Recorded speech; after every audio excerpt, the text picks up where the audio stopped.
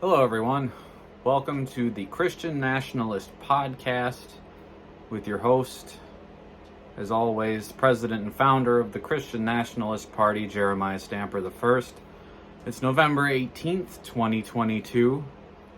We have a few interesting stories to cover today. The first is about Twitter. Elon Musk sent out an email to Twitter employees saying that if you want to keep working there, you have to work hard. And guess what? They quit. Hundreds of employees quit because their boss told them they would have to work to keep their jobs. Instead, a lot of them opted for the 3-month severance pay he offered. My head hurts at the fact that working professionals quit their jobs because they were asked to work to keep them. Some days I just mourn my generation. I can't imagine the mind of an employee whose boss says, hey, you need to work a little harder, and they're like, fuck this, I quit.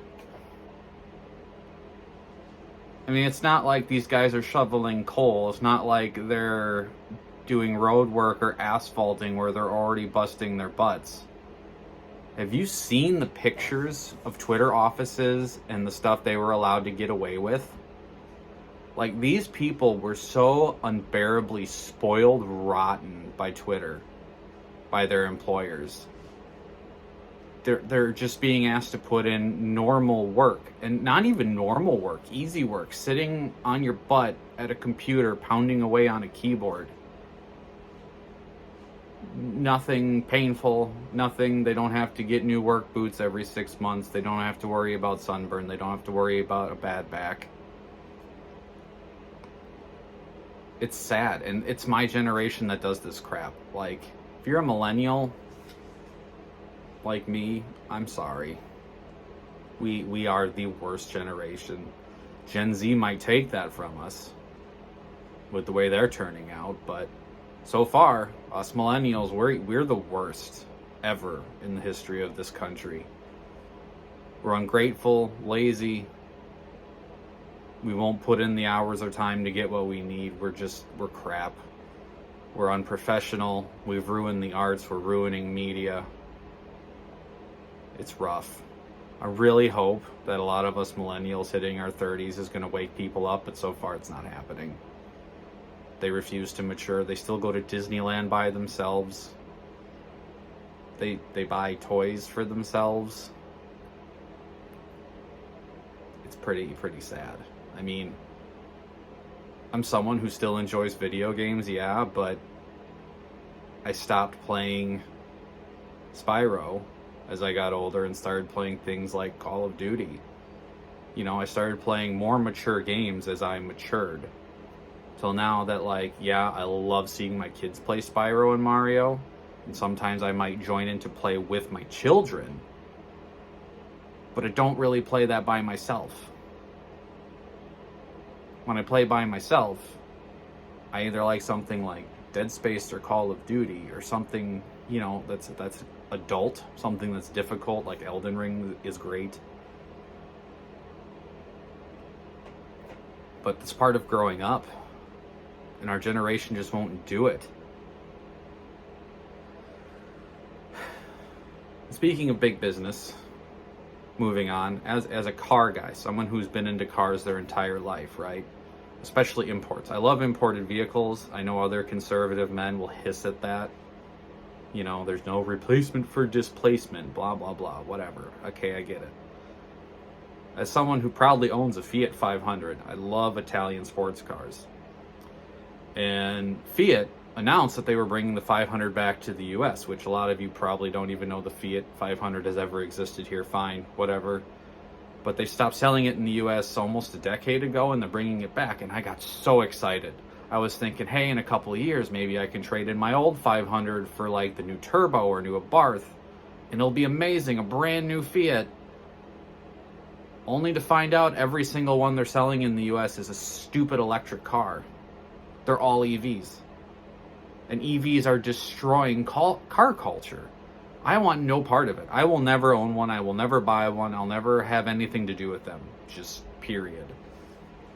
First off, and I know this is going to be hard to hear for a lot of the hippies that buy these, electric cars take more pollution and environmental damage to make, not even run, to make, than if you bought a standard V8 car in the 1960s and drove it all the way through today. Now, you cannot believe me, but here's why. Okay, the lithium and raw ore to make the batteries is mined mostly in Canada and in North America. That raw material has to then be shipped to Scandinavia, which is in Europe, for those who didn't pay attention in class, to be refined so that it can be used in batteries, which is then shipped to China and other places in Asia to be made into batteries. Then those batteries have to be shipped to the car plants in Japan or back in the US, or Italy in this case, to be put into the cars, which are also taking pollution and damage to make. And then from there, the car has to be shipped again all the way to wherever it's being sold. And this isn't magic. This isn't being put on a wind-blown solar-powered vessel. This is on big diesel-running, pollution-spewing, oil-dripping barges for every one of these journeys. And that's not counting all the damage done by the lithium mines, which, if you've ever seen one, are absolutely horrific. People complain about fracking. That makes fracking look like a joke, which, I mean, we need to frack. We don't need electric vehicles, which are already causing power grid issues in places like California. If you want to save the environment, do yourself a favor and buy a standard vehicle. The world will thank you for it, and people won't look at you like you're a dumb, smelly hippie. And this also doesn't even take into account that an electric vehicle has absolutely no soul. The things that we love as petrol heads, as motorheads, are completely absent. There's no feeling. There's no burbling exhaust note. There's no rumble, no vibrations, no feel of the road at your fingertips. It's soulless, quiet, boring. There's no passion in it. And then you can't even improve on it. You can't slap a turbo on an electric vehicle. So what you get is what you get. You can't personalize it. You can't make it better. You can't fix it up and then take it to the track. It's just always going to be crap. And then when your battery breaks every 5 to 10 years, it costs you as much as the vehicle. So now they're not even cost effective.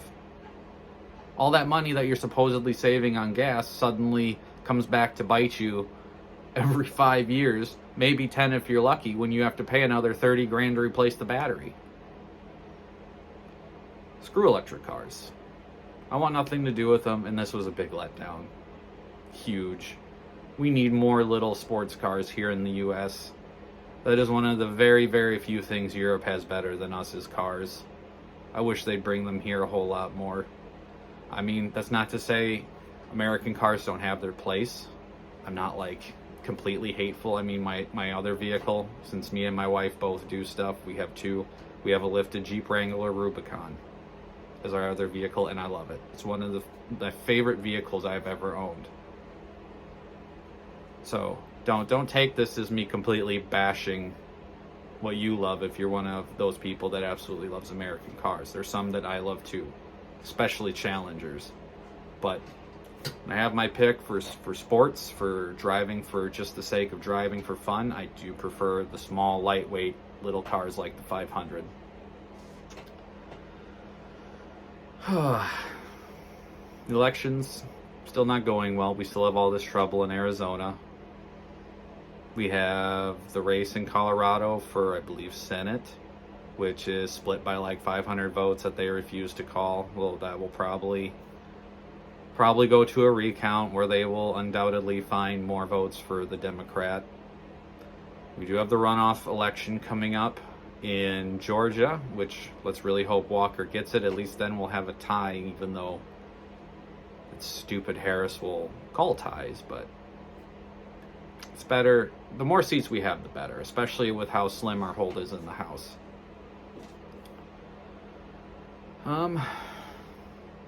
Other than that, man, keep on keeping on.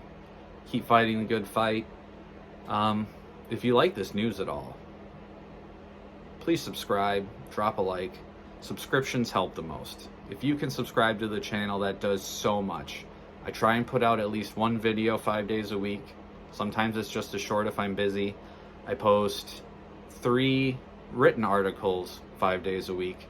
If you want to find our website, go on to our Twitter at CNP1776. All of my articles are there. If you click on one, it'll take you straight to the website. Other than that, guys, if anything else comes up, I'll launch another short later today.